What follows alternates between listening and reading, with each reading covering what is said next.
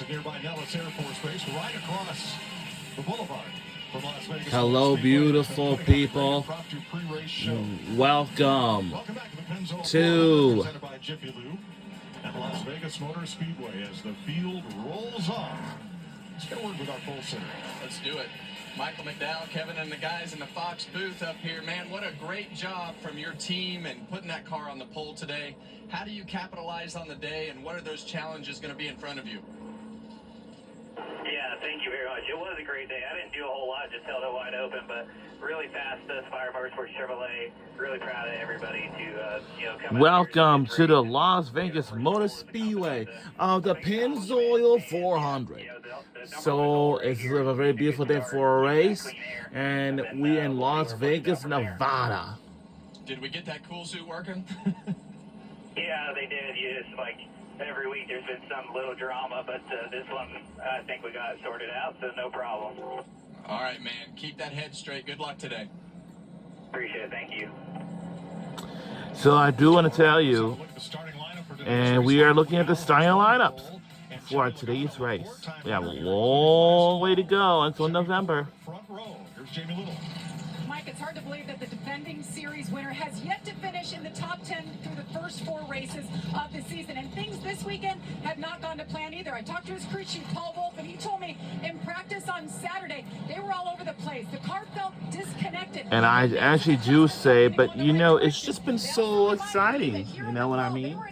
Because we watch the NASCAR and all that stuff like every year. Like, you know something? I watch NASCAR races like every single year. Like every single year. We got number 2, Austin Cindric, and on his outside, it's the hometown boy, Every Las Vegas cat, single- Kyle Busch. Row number 3, Eric Jones, third Every top 5 single of the year. season. He's on a hot streak, and on his outside, Alex Bowman. Row 4, we've got a guy who had a great run last week in that 21 Wood Brothers Ford Mustang, Josh Berry, and a guy who we think is one of the favorites today in the 24 car, William Byron. Row 5, Zane Smith with a great run at Phoenix last week, qualified well again this week, and another one of those favorites in that Hendrick car, Kyle Larson. Let's dial up old Kyle Larson. Kyle Larson's boring the boys in the booth. You got your ears on? Yep. All right, cowboy. Buddy, I feel like it's your turn. Pretty hot here. You won 2 of the last 3. What's your chances about Las Vegas? I feel like they're good. I feel like my car handles pretty well. It feels similar to normal. I think a lot of other teams have closed in on the balance that it takes to get good around Vegas as well. So it just makes the races tougher, for sure. But we've got a great team. Just gonna have to do all the details right, execute good pit stops, good restarts, all that to maintain good track position, and then hopefully we've got the car balance towards the end to go after a win. All right, buddy. Good luck out there. Similar to normal. That's a new one for me. Good luck. Yeah, thanks. And I'm going to send you a bill, too, for babysitting your kids for the last 45 minutes. That's Number crazy. 6, a pair of RFK Fords. Chris Buescher coming off a top 5 last week, and teammate Ryan Preece with his best Las Vegas start.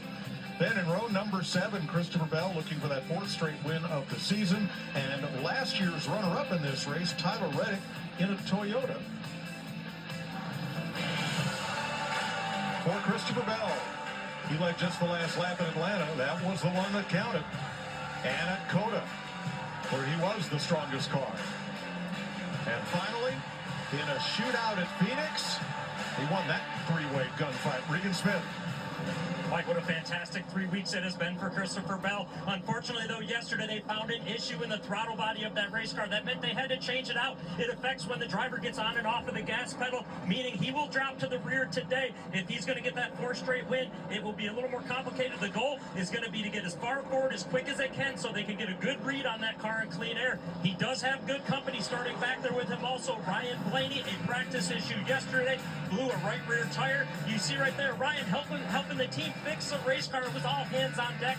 He will also be going to the rear. He's done that the past 2 races here at Vegas. Another one with experience at doing that. Keep an eye on those 2 guys. Thanks, Regan. Now, let's take a closer look at the rear diffuser and travel stops with our crew chief, Larry McReynolds. Yeah, Mike, aerodynamics so important at this very fast mile-and-a-half racetrack. Anything teams can do to help the downforce, but grip of the car in the corners, it's going to help the handling of that race car, make the lap times faster. Let's go to our Toyota Camry cutaway car, and let's look at that rear diffuser under the rear of the car. As the air flows under the bottom, when it gets to the rear diffuser, the speed really picks up. You see the strakes or the fins. You want to keep the air organized in those strakes. That makes downforce. You also want those strakes as close to the racetrack as you possibly can. That makes the most amount of downforce. But you don't want them bottoming out. Look how disorganized the air is. When you do that, you've lost downforce. How do teams control the travel in the rear of the car? Let's take a look at the inside of the right rear shock, and you're going to see a travel stop there. How you increase or decrease the travel is with those yellow polyurethane shims. You can add or you can take away. You don't want that shock shaft dot bottoming out. That totally upsets the race car. But guys, this can be a real challenge, especially in bumps in 1 and 2. They get worse every time we come here. And I think that's what compounds the tire problems with the failure with the lower air pressure as well. Well, the hard part about guessing about that today, and I call it a guess because I believe it is there's science behind it, but when you run that slower pace, the car doesn't travel as much, and you're going to let air out of the tires, and so many things that go with setting that gap. Will be interesting to see who gets it right. So leading the field, the Toyota GR Supra. And our honorary pace car driver, Chelsea Green, the inaugural reigning WWE Women's U.S. Champion. It's Chelsea Green. Beautiful day, a little warmer than it's been here. Friday night, it was chilly for the truck race. Things improved yesterday. And here's the nicest day of the weekend, 63 degrees going into the 70s. And today's temperature is 63 degrees, which means it's going to be pretty warmer. And everyone says it's a Fox weather. That's like for today's weather, and that's the only thing that we really need is a weather report. Why do we need that? Because this is a very important thing. Open up for you, but if you get hung on that open lane down the back straightaway, you're going to be the bottom of 3 wide. Next thing you know, you're going back a few rows. This weather report. 3 stages, 80, 85. A weather report means that what is going to be impacted. And I'm telling you some. On this weather report, this is very most in. I love that. And that's the best way to deliver that to Kyle Busch. He's aggressive, and we know that he can do this. They've been in position. They just want focus forward. I want to see Wild Thing back. I know he's Rowdy. That's his self-appointed nickname. But when he was winning early on in his Cup career with Hendrick, he was Wild Thing. And if Wild Thing comes back, watch out. Rick Vaughn?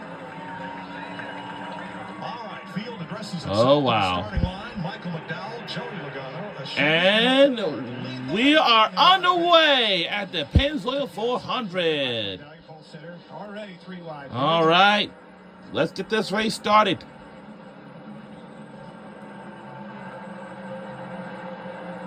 This is our first lap of this race. Everyone is so pretty excited to be here. Right now, these cars will have the most grip, as you see William Byron up there on the top side. All these lanes will work today. But I'm telling you something, NASCAR, the popular motorsports, has just been so fun to watch. Some of the racetracks are my favorite. I know I like the Daytona 500, Bristol, to Talladega, Las Vegas, Texas Motorspeedway, Atlanta Motorspeedway, and Charlotte Motorspeedway, and yeah. And one of the racetracks is demolishing that we have never seen in our lives. It was the Auto Club Speedway. And then the ones that are freer, they got to hold on to it. They're in trouble here for a few laps till the pressure comes up in the tires. Here we go. Joey Logano to the front, ahead of McDowell, Silver, and Busch. I knew McDowell had a short time to keep him trapped down on that bottom before he relinquished that lead to Logano. Wasn't able to do that. Logano to the point.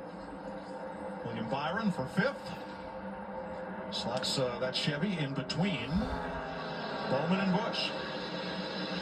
Big log jam at the back. Neither Blaney nor Bell able to gain a ton of ground in the opening couple of laps.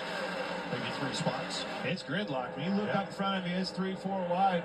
4 or 5 rows deep, there's not many places to go. Well, and that's what you want to see right there. You want to see some clean track in front of you, and as Blaney is in the middle to the top of that racetrack, as fast as his car was yesterday, he knows he has the capability, if he just puts his car in the right spots, to drive right through this pack, as you see Christopher Bell right in front of him.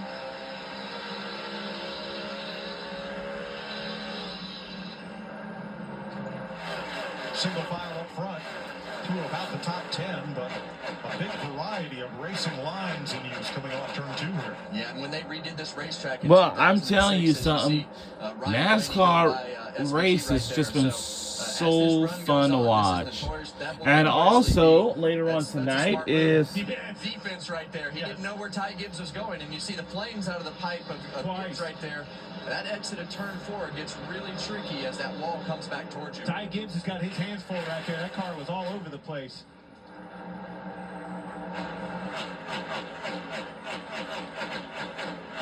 The beginning of these races can be very confusing for a lot of guys because you get yourselves in these unique positions where the front end will just take off. You'll get big runs on guys. The car will snap loose.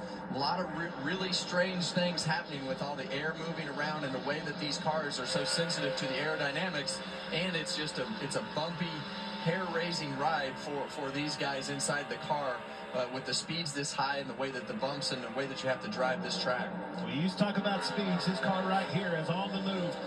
Said just a little bit ago, if the 5 can't get it done, keep an eye on William Byron, and he has proven the point. Very fast, just past his teammate Bowman and catching these guys in a hurry. And I would tell you he was better than the 5 in practice. Looking at his lap times, I think that William Byron had what I would consider the best car. Coming around a complete 7 laps here with Joey Logano in the lead for 6 of them. Let's look at today's race strategy, sponsored by Straight Talk Wireless. Larry? Yeah, Mike, move your groove around. Don't be afraid to move around searching for grip, but clean air. Get out of the wake of another race car.